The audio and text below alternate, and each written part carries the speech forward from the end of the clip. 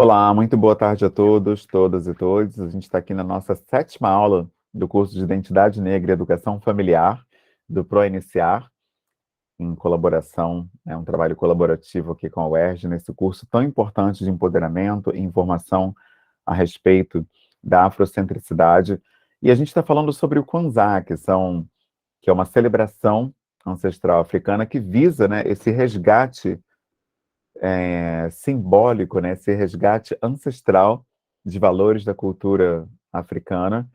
E nós temos discutido esses valores a cada encontro, né, desde o primeiro que foi lá na aula, há 4 aulas atrás, né, quando a gente viu o primeiro deles, que foi o princípio de Umoja, né, que dá essa ideia da unidade na família, a unidade na comunidade e a união entre pessoas pretas também, falando aí do letramento racial, a importância desse letramento racial. E aí, como segundo princípio, logo depois que a gente falou de Umoja, veio um princípio que é fundamental também, que é o Kujichagulia, que é a autodeterminação e a responsabilidade com relação ao próprio futuro. A gente viu que a gente não pode viver aleatoriamente, né, abraçando tudo que a cultura e a sociedade nos oferece. A gente deve saber o que a gente quer para a nossa própria vida, especialmente numa cultura racista como a brasileira, né? Então a gente precisa ser ativo nesse processo. Então, no terceiro encontro, falamos de Ujima, que é o trabalho coletivo e responsabilidade. Essa troca foi importantíssima, né? Porque nesse encontro a gente viu que não dá para a gente abraçar o que a gente recebe na cultura ocidental e brasileira, que diz que o importante é a gente viver por nós mesmos, para nós mesmos, né? Buscando apenas o nosso sustento, a nossa independência, a nossa autonomia. Pelo contrário, a gente deve olhar o coletivo, o todo, e principalmente a comunidade preta. Então, combinando, né, casando com o princípio de Umoja. E aí, no nosso encontro passado, falamos de Ujama, que é a economia cooperativa, ou seja, os teus ganhos, sejam eles financeiros, sejam eles ah, profissionais, tudo que você ganha e adquire nessa vida, deve conversar com os valores que você está cultivando. De outra forma, o teu próprio sustento, né, ele vai militar contra você, ele vai representar problemas para você, de forma que você não vai ter uma realização plena das tuas metas, objetivos e projetos, né, de vida. Então, hoje, quinto princípio do Kwanzaa, o princípio de Nia, né, uma palavra bem curtinha. A gente falou sobre essas palavras, né, que a gente está aprendendo, esses princípios. Esses princípios, eles vêm na língua Swahili para gente, que é um idioma que busca, né, ser essa língua dos pretos na diáspora, né, que é bem interessante essa proposta da gente estar conectado simbolicamente e de toda forma possível. Quando a gente falou de Umoja, que é essa unidade entre pessoas pretas, eu até falei sobre grupos que existem no Facebook, por exemplo, grupos de africanos que estão em países falantes de língua portuguesa. Então é interessante para a gente conhecer esses grupos para conhecer outras realidades de pessoas pretas, como, por exemplo, Moçambique, Angola, Cabo Verde, Guiné-Bissau, e aí você começa a fazer um intercâmbio com esses outros pretos, identificar várias semelhanças, não só culturais, mas também ancestrais entre nós. Isso reforça essa identidade que nós temos, né? E a gente vai entendendo que a gente está muito além dessa percepção racista, né, que é passada para a gente aqui no Brasil sobre a nossa identidade.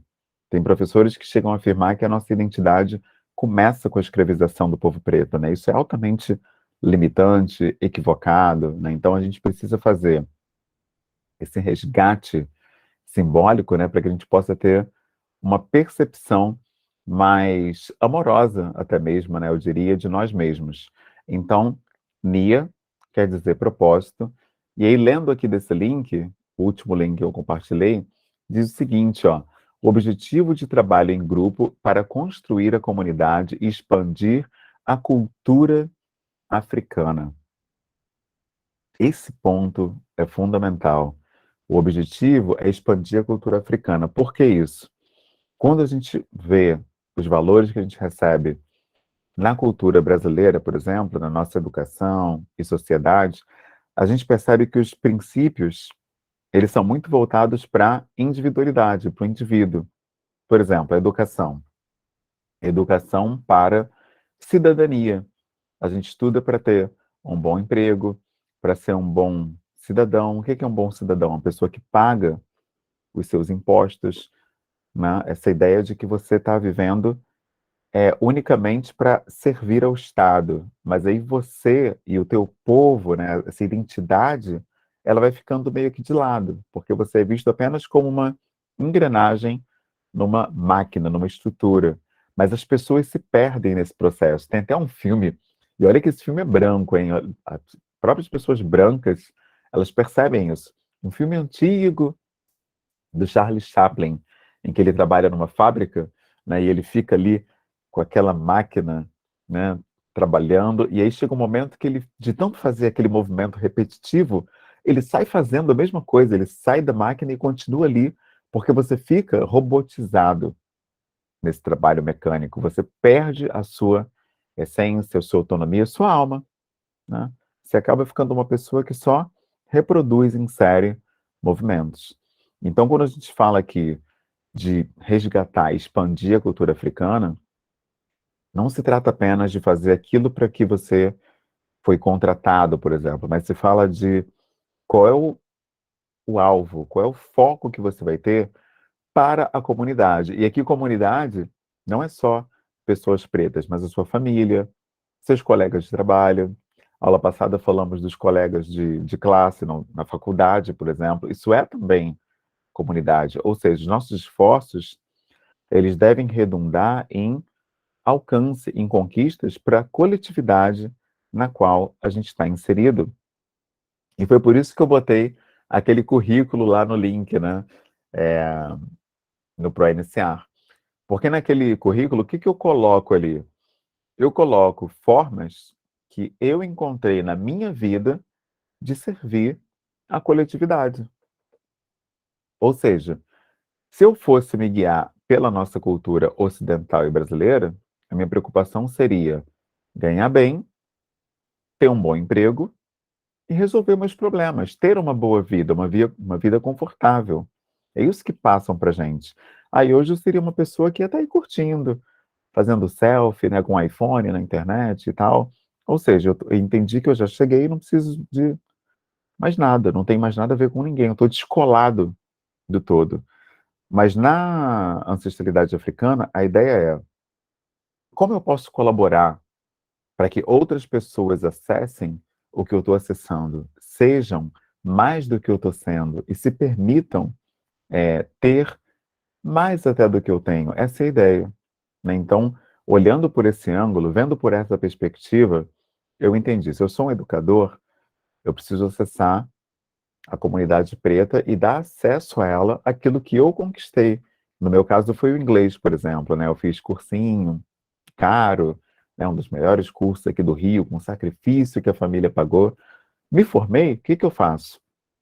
Eu vou buscar formas de democratizar esse ensino da língua inglesa. E aí a gente abriu lá na UERJ, né, o curso IFE, que funciona no nono andar, para a comunidade preta. É isso, né? Eu pegar minha formação e converter ao meu povo. Na área parental, né, eu soube da paternidade, aí criei grupos para pais trocarem. E hoje vários pais aprendem juntos. É isso, você pega uma questão sua, um desafio pessoal, ou uma conquista, enfim, e transforma em ganho para a coletividade. Essa é a característica da cultura africana. Eu digo isso porque nesses grupos que eu falei, que tem no Facebook, por exemplo, para você fazer amizades e conhecer pessoas africanas, eu percebi uma coisa em comum em todas as pessoas africanas que eu conheci até agora, independente do país, da idade, do gênero, toda pessoa africana que eu conheci até hoje, ela tem um envolvimento direto com o avanço da coletividade em que ela está inserida. Seja uma horta comunitária, seja um trabalho voluntário, seja um curso que essa pessoa oferece para as crianças ali de onde ela mora, enfim, todo mundo, absolutamente todo mundo que eu conheço de África, seja do Senegal, Angola, Moçambique, independente do país, Etiópia, todo mundo que eu conheci até agora tem alguma frente conectada com a coletividade, ou seja, está de alguma forma melhorando a vida de outras pessoas. E, em contrapartida, praticamente todo mundo que eu conheço aqui no Brasil, por exemplo, que está tendo uma vida bacana, destaque e está tendo alcance, está convertendo isso em ganho pessoal. A pessoa vai conquistando coisas para ela, vai crescendo, vai evoluindo, vai avançando e vai se tornando cada vez mais inacessível. Você não consegue mais falar com a pessoa, encontrar com a pessoa, porque agora ela é especial, agora ela está na TV, agora ela está acessando espaços que ninguém acessa, agora é uma pessoa mais VIP, né? É outro, agora, entendeu? Está inacessível. Ou seja, na nossa cultura é o oposto. Quanto mais você conquista e se destaca, mais inacessível, invisível, inalcançável, inatingível você se torna. Na cultura africana é o contrário. Conquistei alguma coisinha, seja o que for, eu vou buscar entender como essa coisinha pode beneficiar as pessoas à minha volta. Percebem como é um outro paradigma? É uma outra cultura. Por isso que esse princípio, logo aqui na descrição, fala isso. Eu gostei muito dessa descrição, por isso que eu trouxe esse link. O objetivo, né, o propósito NIA, é o trabalho em grupo, ou seja, não é isolado, para construir a comunidade e expandir a cultura africana. Ou seja, a coletividade está permeando tudo. E aí, na continuação, no dia 5, né, que é o quinto dia do princípio do Kwanzaa, que é 30 de dezembro, mais uma vela vermelha é acesa. A gente falou que tem o Kinara, o candelabro, onde tem velas ali com diferentes cores, pretas, vermelhas e verdes, que são as cores da bandeira da União Africana.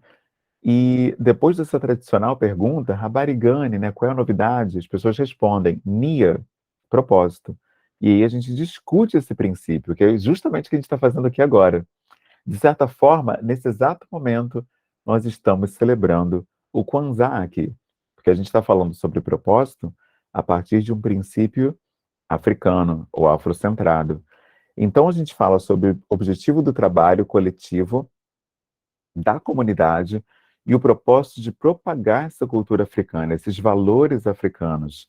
E aí, como a proposta, né, desse curso é falar de não só identidade negra, mas também educação familiar, fica a pergunta: quais são os princípios no campo pessoal, profissional e familiar que eu posso adotar através desse princípio de NIA? Pessoal, né? Você vai buscar aquilo que te dá mais alegria, realização e a percepção de significado e vai buscar acessar a coletividade através disso. No meu caso, eu já dei o exemplo. Eu sou professor de inglês. O que que eu faço? Eu tenho cursos de inglês para a comunidade preta. Eu dou aula particular de inglês com desconto para alunos pretos. É o que eu busco, o que eu consegui encontrar, né, para fazer a diferença na minha área para o povo preto. E aí você vai buscar também na sua área. Se você é um tradutor, vai buscar traduzir, não sei, livros que falem da identidade preta, livros sobre a cultura africana. Não sei, se você é do campo da dança, você pode apresentar danças africanas para que a comunidade preta conheça, né? Que já que a gente no Brasil conhece tão pouco de África, percebe? Então, independente da sua área, sempre vai ter algo que você possa fazer para a comunidade preta, seja ela uma comunidade preta local, no teu bairro, na tua vila, na tua rua, ou global, mais abrangente, usando a internet, acessando até pessoas pretas que estão em outros estados, outras cidades, outros países, que é o que a gente faz também nas redes sociais. Então, tem várias possibilidades aí. Campo profissional. Opa, pergunta? Desculpa te Fica à interromper, vontade. é justamente sobre isso. Eu não sabia que era esse princípio, mas é justamente isso que eu postei ontem no meu Instagram. porque eu dei tipo uma pala sobre o que seria o meu TCC, né? Maravilha. Então, meu TCC é basicamente sobre a minha missão como professora, que é ensinar as crianças pretas a se amarem e se enxergarem em espaços de protagonismo desde a educação infantil. Então, é engraçado que eu já estava fazendo e aplicando o conceito de NIA, mas eu não sabia, mas buscando sempre enriquecer esse meu lado da negritude, sabe? Que sempre foi tão calado pela sociedade à minha volta, né? Enquanto negra, eu só via referência dentro do meu ambiente familiar e nunca fora. Então, tendo em vista essa minha individualidade, eu sei que é a realidade de várias outras crianças. Então, eu pensei em mudar essa realidade dentro da pedagogia, sendo professora de educação infantil. E eu sei que isso dá para ser trabalhado, porque ontem eu estava trabalhando com umas 3 alunas minhas, né? O livro Meu Crespo é de Rainha, da Bell Hooks, infantil. E hoje eu simplesmente cheguei na escola e recebi as minhas 3 meninas com penteados diferentes, Nossa, sabe? E ver o quanto aquilo impactou na vida daquelas crianças de 2 anos apenas, que elas chegaram em casa, falaram sobre o livro, pediram para os pais e para as mães fazerem um penteado que estava referenciado no livro, e no dia seguinte vir para mim daquele jeito foi algo surreal, foi algo. Eu quase chorei ali na porta quando o pai me falou, porque eu estava vendo mudança, foi algo tão simples que poderia ser feito na minha infância e não foi, e eu já mudei isso para elas, sabe? Então é engraçado como a gente vem aplicando esse conceito sem antes saber que isso também é África. meu Deus, que lindo. Nossa, te ouvir me deixou aqui, olha, arrepiado. Queria que desse para mostrar como me deixou o que você falou, porque tem tudo a ver com o que eu estou compartilhando. É exatamente isso. É a gente trazer para a nossa prática cotidiana, na nossa prática profissional, a nossa prática pessoal, a nossa prática familiar, esse princípio. É justamente isso. Porque o que eu estou vendo acontecer, que me entristece de verdade, assim, porque são pessoas que eu conheço, admiro, é que tem muita gente incrível, com conteúdo incrível, às vezes até formado fora, gente que foi para a África, gente, países africanos, se formar em cultura africana e hoje só dá cursos assim teóricos, sabe? Tudo bem que todo mundo tem que sobreviver, eu sou professor, eu entendo, né? Você tem que vender cursos, nada contra, eu faço isso também. Só que tem pessoas pegando toda essa ancestralidade incrível e transformando só em Pix, sabe? Para pagar boleto e para pagar conta. E você pode usar isso também para pagar conta, mas ao mesmo tempo para revolucionar vidas de pessoas. Esse exemplo pequeno, aparentemente, que você dá, é incrível. 3 crianças vindo com penteados diferentes depois de ver você falando sobre Meu Crespo de Rainha. Isso me lembrou quando eu trabalhei na escola municipal Ítalo Zapa, fica lá na comunidade César Maia. Isso foi em 2016, eu acho. Eu tinha um cabelo black, assim, enorme. Aí, quando eu cheguei naquela escola, foi interessantíssimo, porque os meninos pretos ficavam rindo de mim. Eles diziam que eu era o William, jogador que era da seleção, um cara preto que tinha um cabelão.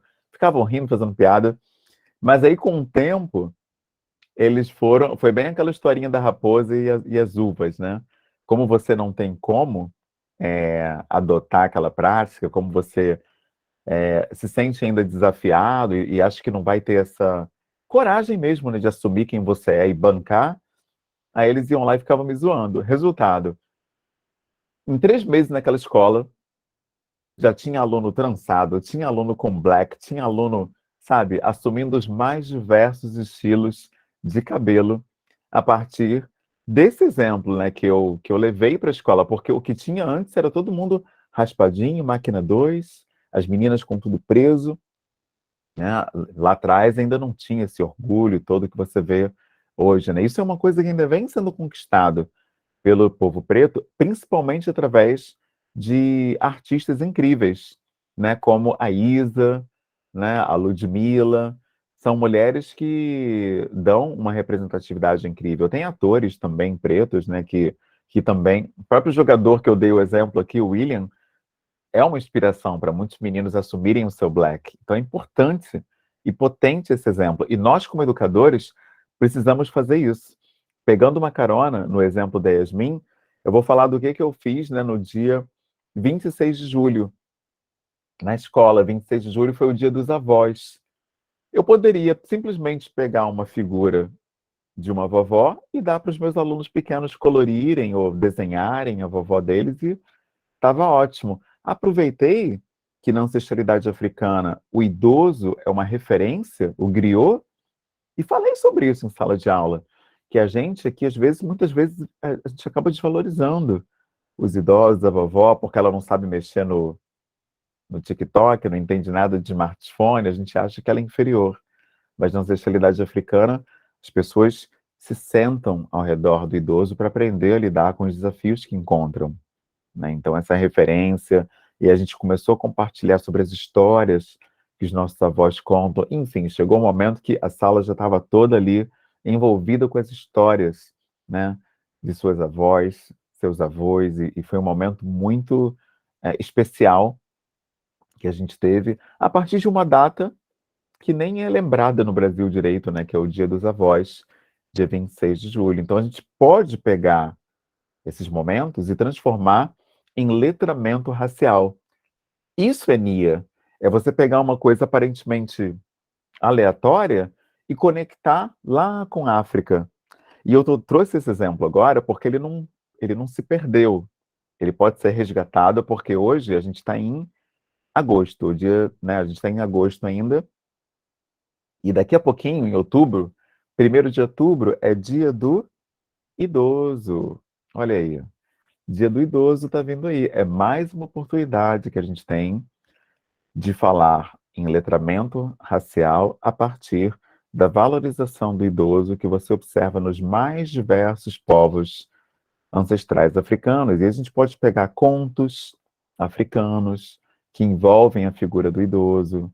A gente pode compartilhar as nossas próprias histórias que a gente aprendeu, escutava da nossa vovó, chamar os alunos para compartilharem também, enfim, pode se tornar um momento riquíssimo ali de letramento racial, compartilhamento de saberes, empoderamento e ressignificação da história preta, que infelizmente só é conectada à escravização e nada se fala no período pré-colonial. Então, cabe a nós, educadores, apresentar, muitas vezes, aos alunos essa África pré-colonial, porque os outros professores brancos, né, principalmente, só vão querer saber falar, em 90% dos casos, do preto escravo, do preto fujão, do preto criminoso, quando vai na aula de geografia, né, falar sobre encarceramento em massa. O pessoal tem um fetiche por colocar a pessoa preta sempre nesse lugar de subalternidade, criminalidade, apagamento, invisibilização, vitimização. Então, nós é que devemos resgatar a contranarrativa. E o princípio de Nia é justamente sobre isso. E aqui eu só estou no exemplo da educação, porque eu sou professor. Mas cada um de vocês, que nem todo mundo é da educação, o pessoal que vai estar assistindo essa aula posteriormente, pode pensar em outras formas de centralizar esse debate para a ancestralidade africana, para a cultura africana, nem que seja num recorte ali, num momento da sua aula, da sua entrega, do seu serviço, ou seja lá do que vocês fazem. Ou seja, todo mundo pode fazer isso e indo além. Essa não é uma missão de pessoas pretas. Como nós sabemos, o racismo, ele vem das pessoas brancas, ele é sustentado por pessoas brancas, então, pela lógica, o antirracismo, ele tem que ser uma missão de pessoas brancas, primeiramente, também. Então, essa pauta desse curso, ela deve ser abraçada por todos, principalmente pelos educadores, né? Então, essa é a reflexão, né, olhando aqui para o âmbito profissional, né? E aí a gente falou também, terceiro ponto, né, já que a gente fala de educação familiar, como eu trago isso para a educação familiar? A Yasmin já deu um exemplo incrível, né? Que é os penteados. Pode parecer que é uma coisa só estética, mas é incrível. Eu acho, pessoalmente, que quando você, por exemplo, lava o seu cabelo, isso é uma declaração de amor para si mesmo, né? Lavar o cabelo é uma coisa assim incrível, você sentindo ali aquela água caindo, você amaciando, essa forma de você se relacionar amorosamente com o cabelo crespo, isso é tão revolucionário, porque até pouquíssimo tempo atrás as mulheres pretas usavam ferro quente para maciar o cabelo, para domar, como as pessoas falavam, né? Para Eu, esconder, né? professor, em minha identidade, eu acho o cabelo preto, em sua maioria, né, é um ato de amor. Cuidar Sim. do cabelo preto é um ato de amor. Porque durante muito tempo minha mãe relaxou meu cabelo para. Como ela era uma mãe solteira, né? Era muito mais fácil ela relaxar o meu cabelo do que ter tempo para cuidar. Ela tinha mil e uma funções ali e cuidar do meu cabelo seria um tempo mais gasto, sabe? E mesmo assim, minha bisavó, que é o meu maior exemplo de ancestralidade, meu maior exemplo de negritude, ela era uma pessoa perfeita, assim, eu não vejo defeitos. Ela cuidava dos nossos cabelos, ela trançava nossos cabelos com maior amor e maior carinho, então ela passava ali horas e horas trançando o nosso cabelo, e era um ato de amor tão puro, assim, que ela parava o tempo dela, ela já velhinha, sabe, com aquelas mãos enrugadas e cuidando dos nossos cabelos, cuidando do cabelo da minha tia-avó, da minha mãe e meu, né, sendo bisneta dela. Então, isso foi uma forma de carinho e foi passado, assim, por todos os nossos entes femininos. Então, quando eu aceitei o meu cabelo, eu pensei assim, caramba, minha bisa deve estar muito orgulhosa de mim, porque ela amava o cabelo dela crespo, era algo super referencial, ela cuidava daquele cabelo, quando ela ia sair, ela botava aquele lenço lindo. Então, quando eu aceitei, eu falei, minha bisa deve estar muito orgulhosa de mim. Quando eu cuido do meu cabelo, eu penso nela. Quando eu cuido do meu cabelo, eu me amo. Então, é um ato de amor, sabe? Maravilha, exatamente isso. Eu vivi a mesmíssima coisa. Minha mãe ela era trabalhadora do lar, né? Tem gente que chama de empregada doméstica, mas eu acho esse termo altamente colonial. Mas por ter esse trabalho, eu também não tinha tempo de ficar desembaraçando o meu cabelo, passando creme, enfim. E aí meu cabelo sempre foi cortado na máquina 2, sempre. Só conheci, em todas as fotos minhas de infância, eu tô lá com o cabelo curtinho na máquina 2. Eu fui conhecer o volume, a textura, o brilho e a beleza do meu cabelo após os 30 anos, que eu fui ter coragem de deixar crescer, né? E aí foi uma revolução para mim, né? Porque eu pela primeira vez me vi como um homem bonito, porque eu cresci ouvindo na escola que o cabelo crespo grande dava piolho, né? As pessoas diziam isso. Hoje, se uma professora diz isso para uma mãe preta, a escola é processada, sai na TV, vira até matéria. Mas antigamente, na minha infância, anos 80, era normal se falar que o cabelo crespo grande dava piolho. Então, a gente cresceu sem esse auto-amor, né? Até porque a própria mídia reforçava que o auto-amor preto, ele era impossível, porque eu, como homem, por exemplo, anos 80, 90, quem eram as referências, né, de homens pretos na TV?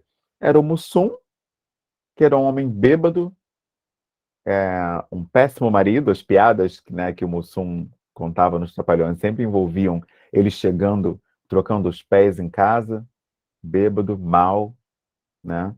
O Tião Macalé, que era um outro também, se vocês procurarem no Google Imagens, era um homem idoso, sem dente, ou seja, já não havia aquela valorização ancestral africana do mais velho. O mais velho preto era para as pessoas darem risada na TV.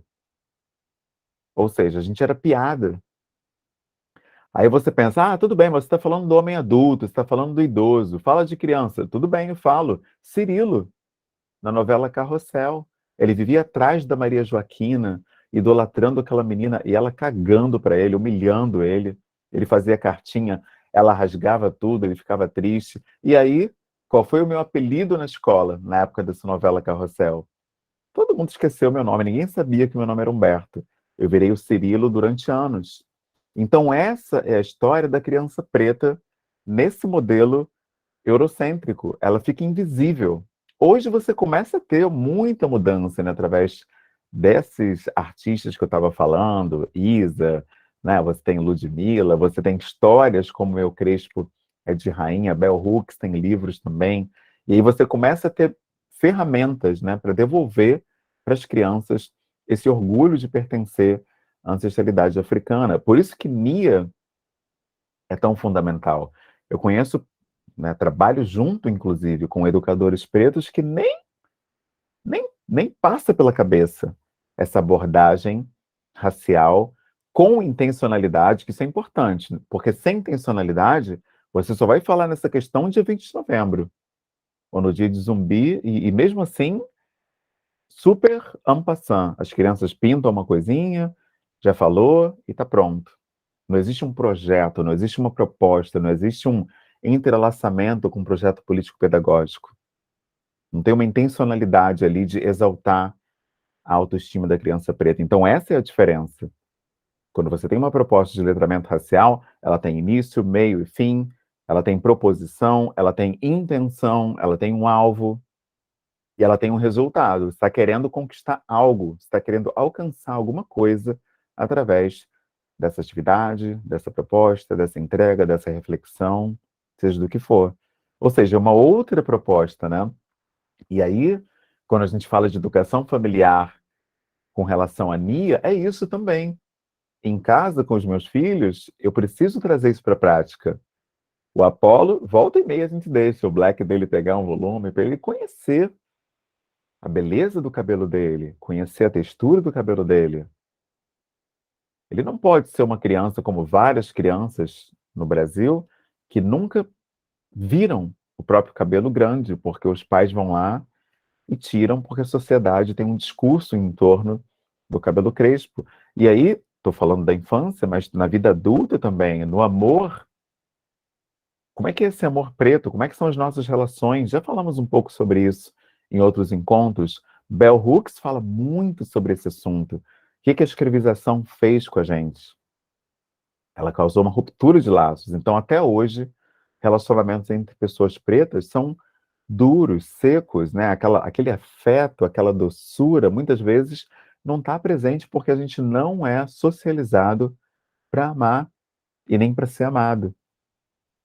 Então você chega até a ver mesmo casais onde a forma de trocar afeto é implicar um com o outro, é ofender um ao outro. São xingamentos carinhosos. Gente, isso não existe. Não estou aqui querendo cagar regra na relação de ninguém. O que eu estou querendo dizer é que, como a gente não é socializado nessa doçura, a gente naturaliza que isso não faça parte da nossa vida. Uma mulher preta achar normal nunca ter recebido uma carta de amor, um buquê de flores, ter sido convidada para um jantar romântico, isso não pode ser naturalizado. Assim como um menino preto, um homem preto, não pode naturalizar nunca ter recebido um afago, uma carícia, um elogio, como aconteceu comigo. E quando eu li o texto dela, Vivendo de Amor, que está lá no nosso repositório, naquele link, foi quando eu li aquele texto que eu me dei conta que eu nunca tinha recebido uma carícia. E olha que eu já tinha namorado 5 vezes, e só mulheres pretas. Aí eu li aquilo, caramba, é mesmo. Ou seja, a relação preta ela tem um outro modelo, às vezes, porque a gente não tem essa socialização. E aí, onde é que entra a Nia nisso? Eu vou fazer questão, não só de viver esse amor em toda a sua plenitude, com beijo apaixonado, beijo de cinema, afeto, abraço, tudo, inclusive publicamente, e vou abraçar isso e honrar isso. Vou querer honrar a minha parceira de todas as formas possíveis. Eu tenho um amigo, ele é esposo da Débora, não lembro agora o sobrenome dela. Ela é uma psicóloga muito famosa aqui no Rio de Janeiro, da Marinha. E aí o esposo dela é um ativista, está sempre em Nova York, em congressos. Ele é incrível, mas como ele não usa rede social, eu raramente vejo o nome dele e acabei esquecendo agora. Mas ele me disse ele me contou como foi a reação do público no Brasil quando teve o primeiro beijo preto no cinema. Ele estava lá, ele fez questão de estar lá. E ele disse que a reação das pessoas foi rir. As pessoas acharam engraçado ver um casal preto se beijando no cinema. O pessoal caiu na gargalhada. Gente, me deu uma sensação, quando eu ouvi isso pela primeira vez, assim, uma agonia. Porque é isso mesmo, a gente fica às vezes tímido até para expressar afeto publicamente. Porque vivemos numa sociedade que não dá o espaço da afetividade para a pessoa preta. Quer ver uma prova do que eu estou falando? A gente está em agosto. Uma das campanhas mais virais no mês de agosto é o Agosto Dourado. O que é o Agosto Dourado? É a campanha em prol da amamentação. Eu faço um desafio aqui. Joga lá, vai lá no Google Imagens, bota Agosto Dourado. Observa quantas mulheres pretas vão estar lá retratadas no Google Imagens maternando seu filho, amamentando. Você vê loura, vê asiática, vê branca, vê ruiva, vê tudo. Mas a mãe preta não está nesse lugar da maternagem numa sociedade racista. Agora, bota babá, empregada doméstica, até escrava, para você ver. Vai pipocar a imagem de mulher preta para tudo quanto é canto. Ou seja, o afeto não é conectado à subjetividade preta. Isso é muito sério. É por isso que a gente tem que, através de Nia, descaracterizar essa narrativa a nosso respeito, tanto na vida profissional, como na vida pessoal, como na educação familiar dos nossos filhos. E não só filhos, né? Porque a África entende que a família nuclear, papai, mamãe e filhinho, é uma construção do Ocidente. Família, em África, é aldeia. Eu preciso alcançar o meu sobrinho, eu preciso alcançar a minha irmã, eu preciso alcançar o meu cunhado, a minha sogra. A gente deve viver em rede. Eu não posso me isolar no meu núcleo familiar e se está tudo resolvido aqui em casa, beleza, já fiz meu dever de casa, já posso ir para o recreio, estou liberado. Negativo. Eu preciso ter um impacto positivo em todas as pessoas, não só da minha família, mas da minha comunidade também, inclusive minha comunidade racial, a comunidade preta. Falamos sobre isso no nosso primeiro encontro sobre o Kwanzaa, que foi o princípio de Umoja, que fala da unidade. Vou ler aqui os comentários. Gente, quem quiser, entra ao vivo. É muito bacana, é muito rico para quem vai assistir essa aula, ver a carinha de vocês, quiser liberar o vídeo, aparecer, porque isso aqui é um patrimônio que vai ficar para os alunos que vão entrar na UERJ lá na frente. Vocês estão deixando aqui esses relatos, por exemplo, que a Yasmin deixou, nossa, o impacto que isso vai ter para uma aluna que vai chegar aqui na UERJ daqui a 5 anos, 10 anos, o pró-iniciar é isso.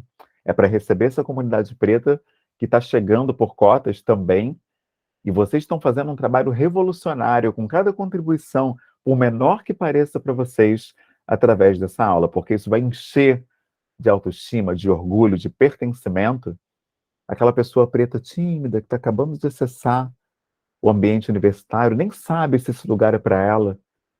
Aí ela vai assistir essa aula e vai, caramba, é para mim, olha só o que a Yasmin falou. É para mim, olha só o que a Luara escreveu nos comentários. É para mim, olha só o que a Luísa disse. E a pessoa vai se fortalecer. Esse é o propósito da ancestralidade africana, é você ter um impacto em toda a comunidade, em todo o tempo. Até mesmo de formas que você nem imagina. Você já vai estar casada, com os filhos, vai ter até esquecido quem é Humberto e vai ter aluno se beneficiando do que você falou hoje nessa aula. É por isso que eu faço live, entrevista, escrevo para jornal, escrevo para livro, porque eu sei que essas palavras vão chegar onde eu nem imagino. Às vezes é importante a gente pensar sobre isso, né? O impacto que existe na nossa atuação. E isso também é Nia. Por isso que eu estou falando sobre isso. Não é uma fala aleatória, né? O impacto que vocês têm na vida de toda a comunidade preta é tremendo, simplesmente por existirem e estarem acessando um ambiente que muitas pessoas defendem que não é para nós, nem para o nosso povo. Vou ler os comentários. Deixa eu ver aqui. Ah, nossa, que legal.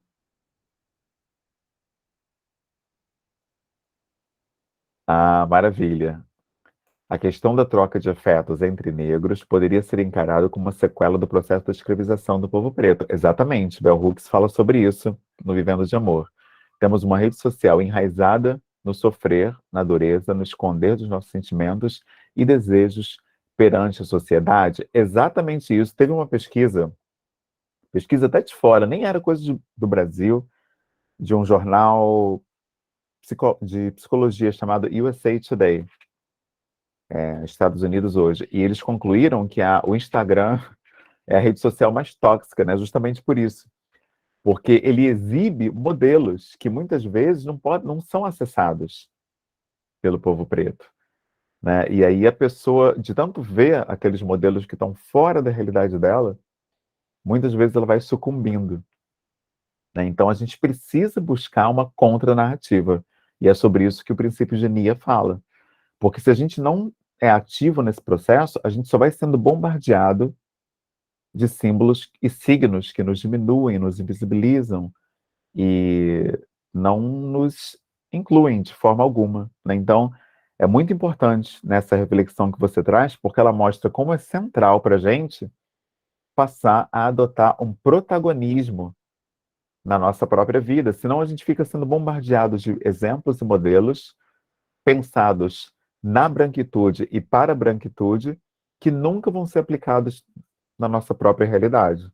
Então tem um valor muito grande, né, na gente tentar ressignificar tudo isso. E esse curso tem como proposta isso também. Por isso que eu botei lá na ementa, né, que era uma proposta decolonial. Aqui eu não busco reproduzir nada do que a nossa cultura já defende, mas a ideia é trazer outros paradigmas, outros panoramas para que vocês também possam oferecer isso aos alunos, aos parentes, aos filhos futuramente, ao namorado, enfim, para a gente pensar fora dessa caixa cultural da branquitude, que na verdade nos aprisiona, não é nenhuma caixa, é uma prisão, só que a gente não se dá conta no dia a dia, né? É preciso o letramento racial para que a gente consiga entender, né, o que está acontecendo ali à nossa volta. É isso, né? A Luara escreveu: esquecer o que sentimos, porque não podemos ser perseguidos. Isso ficou no subconsciente do negro e, por assim dizer, vem sendo passado de geração em geração. É isso.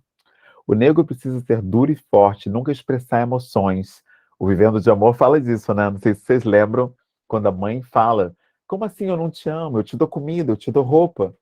Que a filha fala: você não me ama, você não diz que me ama, não me abraça, não me dá um beijo. Ela, claro que eu amo, eu te dou tudo. E se eu não fico, né, nesse afeto todo, é que eu não quero que você seja uma pessoa fraca, né? O entendimento é esse, que para o preto ser forte, não pode ter afeto, não pode ter carinho, não pode ter afago, não pode ter abraço.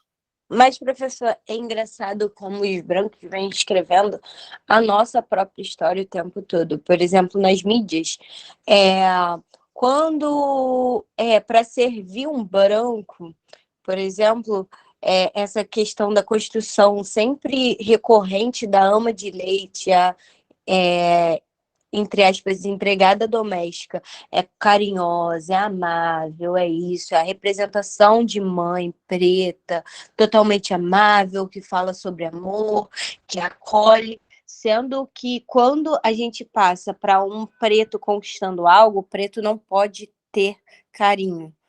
Então, é engraçado que eles colocam a gente nessa posição. Se é fraco, você vai ser de profissões menores e amoroso. Você vai ser fraco e vai ser de profissões menores. Então, se você é forte, você não vai demonstrar suas emoções. É o exemplo da própria princesa Tiana, sabe? Que é uma mulher determinada, que faz, não criticando, porque já é uma representação enorme ter ela como princesa, né? Mas sempre determinada, que não pode ter sentimento, que não pode pensar no sentimento, que ela tem que fazer o restaurante e conquistar o sonho dela. Ela não pode se dar ao luxo de ter um amor. É engraçado essa questão, e ela tendo o exemplo de amor dos pais, sabe? É engraçado como eles constroem o que iremos sentir o tempo todo. Exatamente. A gente é programado para ter o auto-ódio, né? Porque já que não existe racismo, né, entre pretos, né, o termo, né, que a gente cunhou, enfim, é o auto-ódio. A gente acaba sendo levado ou sendo estimulado a odiar cada traço nosso, né? O traço do afeto, o traço do amor, o próprio traço físico, nosso nariz, a cor da pele. Então, é preciso um afastamento simbólico, né, de tudo que é branco, para que a gente possa ter um mínimo de saúde mental. Mês que vem, né, vai estar todo mundo falando em Setembro Amarelo. Então, saúde mental também é uma saúde simbólica. É preciso se afastar desses símbolos, né, para que a gente possa ter essa autonomia, né, e se afastar isso que a Lélia Gonzalez, se não me engano, chama de epistemicídio, né, que é o assassinato dos nossos signos, né, dos nossos símbolos de cultura, de ancestralidade, de identidade, né? Então, a única forma de fazer isso é rompendo com essa cultura, não tem outro caminho. E tem setores mais radicais ainda dos movimentos pretos que acreditam que a gente precisa romper, inclusive, com pessoas brancas, porque se você está ali próximo desses princípios, opiniões, valores, olhares o tempo todo, você não vai conseguir também romper. Eu confesso que eu pessoalmente não sou adepto dessa linha, mas eu super entendo quem prefere, a bem da própria saúde mental, se rodear, se cercar apenas de pessoas pretas. Faz todo sentido. Eu não posso me dar a esse luxo, até porque o meu trabalho hoje ele envolve a necessidade de fazer pontes para eu poder até mesmo dar acesso a outras pessoas que estão no coletivo Pais Pretos. Eu tenho que estar o tempo todo fazendo pontes e conexões. Mas existem pessoas que entendem que é muito válido para elas esse aquilombamento, né? Esse aquilombar até mesmo nas relações sociais. Elas dão um passo além ainda nessa busca. E é preciso que a gente procure ressignificar essas relações. Por isso que esse curso, ele não fala só de princípios e ancestralidade, mas ele também fala de exemplos concretos. Por isso que eu botei aquele link lá com livros, textos, acabei de botar, né, 3 links aqui também para a gente se aprofundar no Kwanzaa. Já deixei uma pergunta lá no ProIniciar sobre como vocês adotaram, já adotam ou visam adotar futuramente esse princípio de NIA nas práticas pessoais, profissionais e familiares, tá bom? Então deixa uma resposta lá para eu já ver como vocês pensam, né, em incluir, inserir esse valor de NIA na vida de vocês, seja profissional, seja familiar, seja pessoal, para que a gente possa trocar ainda mais e crescer juntos com essa pauta. Eu acabei passando, estourando o tempo, perdão, falei que ia ser meia hora, já estou a 1 hora aqui, estourei total o tempo, mas é que o tema envolve, né? A gente acaba enfim, se contagiando e extrapola um pouco. Mas já está lá a pergunta. Vou subir texto também para a gente ir trocando ao longo da semana. E no próximo encontro, a gente já vai para o próximo princípio, né? Do Kwanzaa, dos 7. Estamos falando do 5º princípio hoje, Nia. Próximo encontro, vamos falar de Kuumba, que é a criatividade, que vai muito além dessa ideia que a gente tem de criatividade, no sentido apenas de ter ideias, é muito além disso. A gente vai ver o que quer dizer essa criatividade quando a gente pensa afrocentricamente. O que significa isso, né? Antes de encerrar, quero deixar a pergunta aqui. Alguém tem dúvidas, comentários, quer dizer alguma coisa antes de a gente terminar essa gravação? Dou-lhe uma, dou-lhe duas, dou-lhe três. Então tá bom, gente, maravilha. Assim que esse vídeo ficar pronto na nuvem, eu vou subir na plataforma para quem não pôde, né, tá aqui com a gente, e vou informar no chat que o link já está disponível para assistir. Muito obrigado a vocês que estiveram aqui com a gente, Yasmin, Luara, Luísa, pessoal que entrou e saiu. E vou subir o vídeo lá e a gente vai trocando até a nossa próxima terça-feira, tá bom? Obrigado, ótima tarde para vocês. Tamo junto. Um abraço. Tchau, tchau. Até a próxima, Luara. Tamo junto. Tchau, tchau, Luísa.